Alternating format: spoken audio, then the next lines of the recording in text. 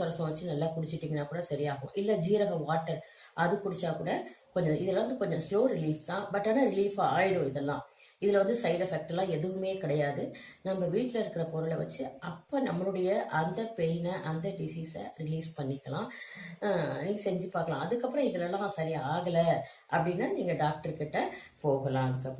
அதுக்கப்புறம் பாருங்க, இந்த கை காலில் வெட்டு பட்டுடுச்சு, ஏதாவது கத்தி காயம் ரொம்ப ஆழமா பட்டுடுச்சுன்னா இந்த தும்பை இலை இருக்கு பாருங்க, அந்த இது நிறைய பேருக்கு தெரியாதுன்னு நினைக்கிறேன்.